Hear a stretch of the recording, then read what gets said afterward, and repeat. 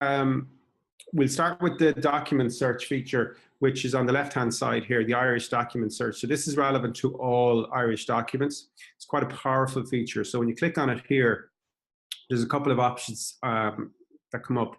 You can search by submission number. So if you have a submission number that you sent into the CRO, you can search for that specific submission number by typing it in there.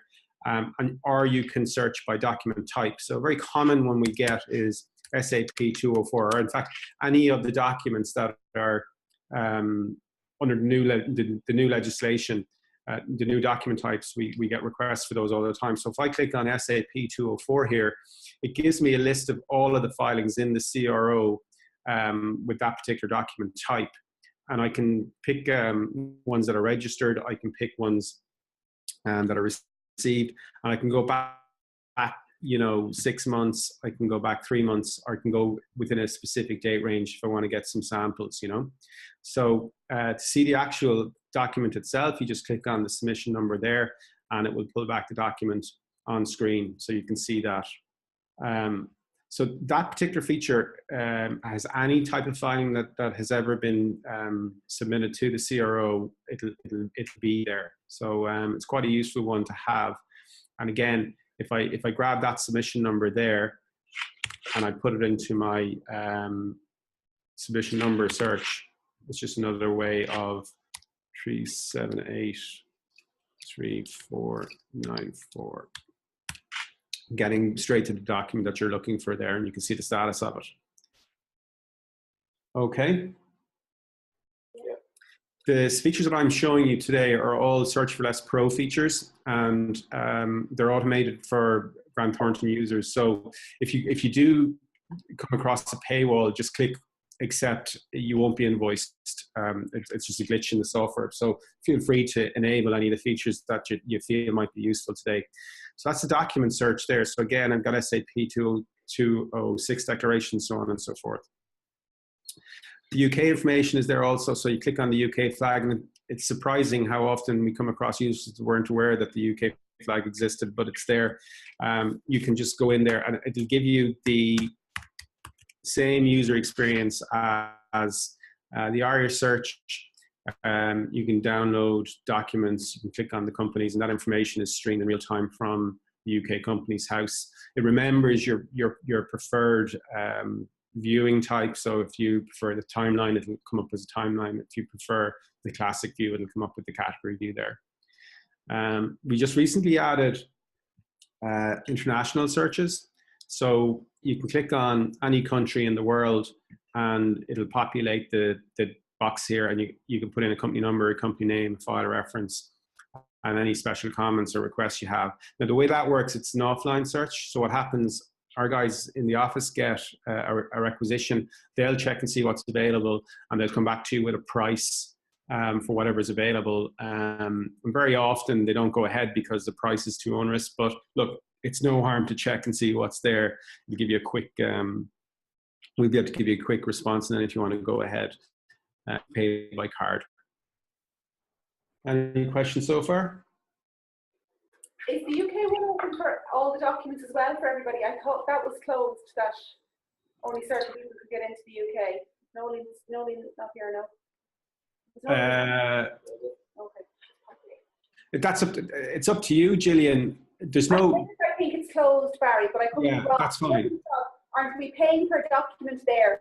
And no offense, Companies House in the UK gives you for free. No, well, there's a set charge, so there's no per document charge. But per company charge? So I thought the Ireland we've just paid for full access, and that's fine. Click as many times as you like and do as much as you want. But I thought in the UK it was per usage. No, not anymore. Okay, that's changed. Okay. Yeah, so what it's a set fee for everybody. So what you're paying currently isn't going to be impacted by doing UK searches if it's more convenient. So you might just check that if it actually opened now. Right. Originally it was locked down that people couldn't get into the UK.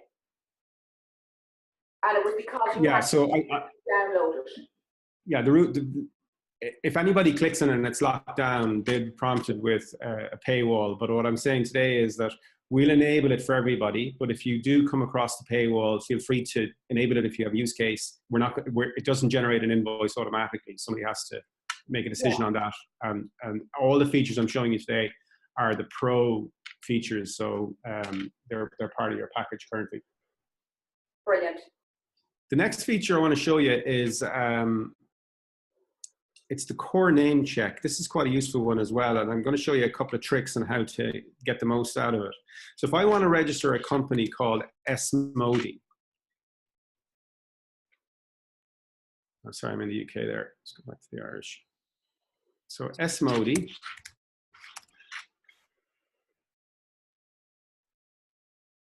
You can see this little dialog comes up here and says, you know, S-Modi did not find any search results. You can check company name availability, okay? So if I click here and check company name availability, it goes off and it does a core name check. And it says the name S-Modi is unacceptable. So it gives me my rationale there. So it's a very quick way, if you're registering a company on behalf of a client, to kind of just double check whether there's going to be any barriers to registering that particular name. So to show you the positive result, if I do B-Modi, I can check the company name availability here as well. And I can see B-Modi may be considered for registration. It's not conflicting with anything else. Okay, and you can take it one step further. So if I type in SLUA, SLUA gives me a load of results. So I can check if for example, SLUA Ventures would be accepted as a name, okay?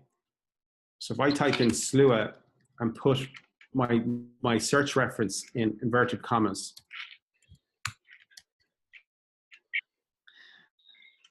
what that does is it tells the system to only look for what's in the brackets and to exclude any relevant searches, any relevant searches. So it's a neat trick to kind of distill down to exactly what you're looking for by using the inverted commas. So click company name availability there, and it says SLUA may be considered. Okay. Another useful feature that we have is error code searches. So if I type in D02, which is our error code, HX33, this gives me a list of all companies that were registered at this error code going back along, okay? So if I hit the export button here, this will export that information onto a spreadsheet. So if I click export there, it will export the results of that screen into a spreadsheet, and I can open those here on my screen. And you can see it's pulled out all the companies there in one report, and then the business names are in a second spreadsheet there. So if you were doing a report on a particular address, it's a very quick way to get the businesses and the companies that are registered at address into a spreadsheet. The criteria has a limitation of 500 records. So if you need something, for example, for your own office there, we can do that. We can lift the criteria restriction, but it has to be done in our office to get around company's office rules and reselling of the data. Okay. Any questions? No. Great. So the next feature I want to show you then is a couple of changes we've made to the classic view. So if I pull up Aircom, sorry, that last search, by the way, isn't only linked to air codes. You can also put in the address if you don't have the air code, and that'll also give you the same results. And the export feature, again, can be enabled as you go. If I look at Aircom now, and I'm going to look at the classic view and some of the changes that we've made there. Here, I'm on a mobile connection here. So click on my classic view. So I have two options here. I've got the CRO style layout, which eliminates any historic information from the company report that's on the screen, and only gives you what's relevant in the CRO. We do add business names as well because we think that's relevant. Or you can have the CRO Search4less style layout. And the Search4less style layout gives you like past directors. It'll give you business names. It'll give you shareholdings and shareholders. So I can also toggle these little icons here. So all these headings where you see the settings icon, that means you can just quickly go through the different options there. So I can see current officers, previous officers, and all officers. Where that becomes very useful is on the mortgages and charges. So if I click on the mortgage and charges here, I can see fully satisfied, partially satisfied, unsatisfied. So I'm looking for unsatisfied charges. And if there's a transaction relating to this particular company, I can see straight away, these are all the charges that I'm dealing with. I'm not having to go through 35 different charges to understand which ones are satisfied and are no longer relevant to what I'm doing. By extension, then we also have this document filter. And the document filter is a way to tag specific document types within a company and to download them in bulk. So if I tag all of these special or shorter annual return documents here, I can see in the background, I've tagged them all. I can download them, or I can share them by email. And the 11 documents are attached to that email. I can share them around the office. It can be downloaded to a shared file as well. And that can be done for all document types. So I can also sort by a specific document type. So if I want to just kind of flick through all of the B10s, I click sort, and it just brings up all the B10s. And then as soon as I start tagging the B10s here, it'll build a download profile for me, and I can just download those documents to a shared drive, or again, just email them to a colleague. Okay. One of the queries, or one of the requests we had from clients in the past, were to be able to sort the submission types. So we've added that feature as well. So if you click on the submission number there, it'll sort each of the documents by submission number, receive date, effective date, and last account date. So again, you guys might see some use cases there that I can't see. It was a feature request that we got from a client and we put it in. So it's there if it's useful to you. Now I'm on to the watched addresses. So we've got in our menu up here, actually we've got a good file reference first. So little hidden piece of technology code here. You can put in a file reference. So if you're working on a particular project, you can put in the project reference here, and then every search that you do for that project will be referenced in your history file. So if you were looking to do cost benefit analysis or time and motion study, you could use that particular feature to export all the searches that were related to that particular project. Probably more relevant in legal circles, but if you're working on special projects, it might become relevant. It's a feature that's there. Some firms, we actually toggle that on for them, so they have to put in a file reference. Not relevant in this case though, and I wouldn't recommend it because forcing that, because you know the way it works seems to be working pretty well. If I go in then to my menu, a couple of new features here. So if I look at my watch list review, I can click in here, and we've got a couple of new features on our watch list. So click on add address. I can put in 22 city key here, and I can select my county. And if I put in 22, so put in city key, and if I put in 22 to 24, what this will do is it'll watch all activity at that address, and it will even include 23 because it's going 22 to 24. Now, if you put in 22, 23, 24, 25, it'll do the same thing. But what that does, it will send you a notification every morning of any registrations that happen at that address. If you're monitoring directors at that address, it will alert you to any of the dealings that a particular director at that address are involved in. So if you're directors of companies or client companies and you're waiting for those directorships to move off, it will send you a report on that every day as well. So it's a very useful feature to be monitoring, to kind of remind you of stuff that's going on and that it's actually taking place through Core when you're submitting documents all the time. Does that make sense? Yeah. Yeah, okay. You can also configure the watch list settings now, so you can distill down to document types. So you only want to see alerts for specific document types.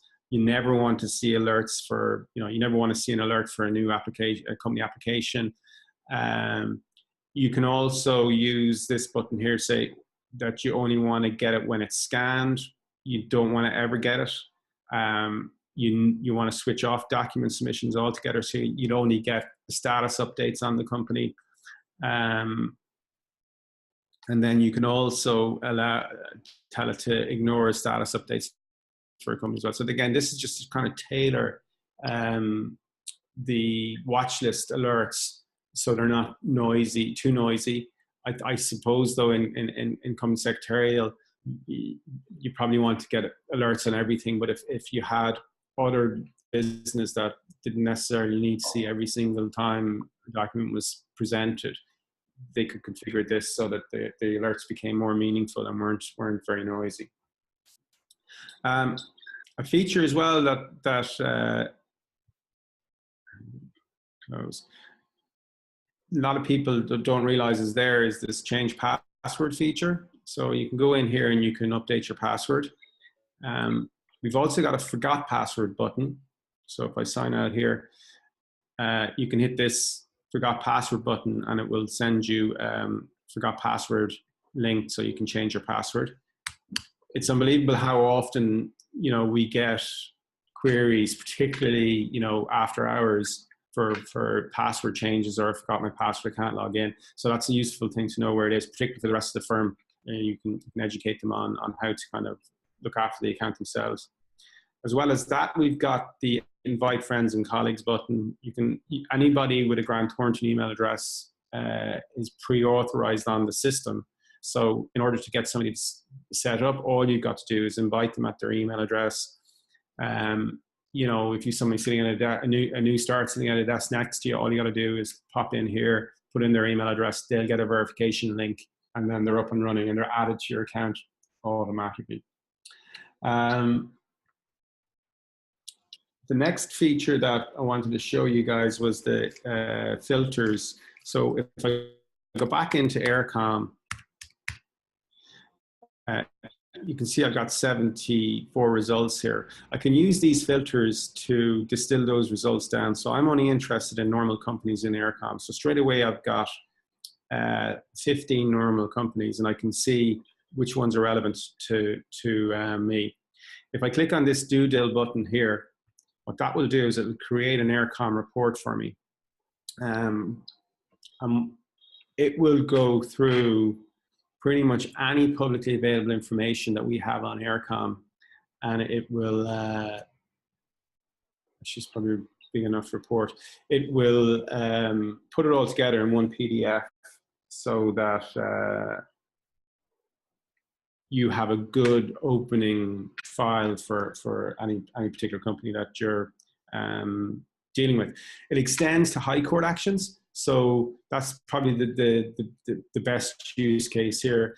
On people, here we go. So you can see there, Aircom Limited, previous names, addresses. You can see it has 99 current business relationships, 20 previous, 13 current shareholdings. It's 1,109 potential high court cases and 35 company charges. And you can see there, okay, there's our detail in the report. And then when you get down to the company, the high court stuff gets very interesting because you can see every time Aircom is mentioned in the high court, you can see all the case histories there. So that's all there. Becomes very, very powerful when we start to look at people. So if I type in, for example, Dennis O'Brien.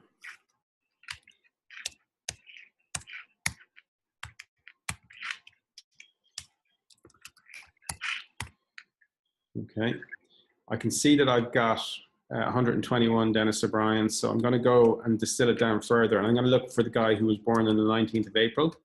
So to do that, all I've got to do is put in his date of birth, but I use the APR syntax there. And now I'm down to 13. If I click on the one that was born in the 50s, this is my guy, and I've got 12 matches. I can select all 12 people for due diligence report. Okay, so I know they're all the same person. I've gone through the list. They're definitely the same person. I've got different entries in the CRO. Okay, I can choose my categories. So here are my categories here: judgments, bankruptcies, corporate restrictions, high court cases, revenue compliance, insolvencies, examinerships, receiverships, liquidations. He doesn't have any appointments. You would use the appointments button, for example, if you were looking for a report on the number of receiverships that somebody was appointed to. I click create report, and again, it does that full check. Now, where this extends beyond the data that you get on Search4less, this hits things like the personal insolvency office, the bankruptcy office, the central bank website, the courts.ie website in real time, and it builds a report, a due diligence report. So you're pretty much guaranteed to have anything that's publicly available. It's revenue as well. Anything that's publicly available for that particular person. But the real rub here is that you're getting all known addresses. You're getting all of his appointments, and then you can see, okay, no unsatisfied judgments, no bankruptcies, no corporate restrictions, 145 high court cases, potential matches. Now, we say potential matches because the high court don't do date of births or addresses. So you have to kind of proceed with caution there to make sure that you're not including something that isn't relevant. It becomes fairly obvious from the detail that we get you what you need to exclude or include. But it's a good starting point and will save hours of research for use cases that you might have. And I think that's it. Coming soon, what we're looking at the moment is enhanced due diligence, and we're looking at financial history for each of the company reports. So we've acquired some historical financial data for all the companies. So we're building a new report that will give you sort of a well-being overview of a particular company as you do the searches. And then the enhanced due diligence will be a PEP and European sanction check for each of the directors, which will be added to this due diligence search. There will be an additional charge. It'll be commensurate with your current usage. And the idea is that, you know, we pay by unit for that, but we will work out a price that makes sense for all concerned. We have a blended deal with the provider that no one else has in the Irish market. So once we start to launch that, we should be able to be fairly keen on pricing. There won't be an upper limit. It gets reviewed once a year.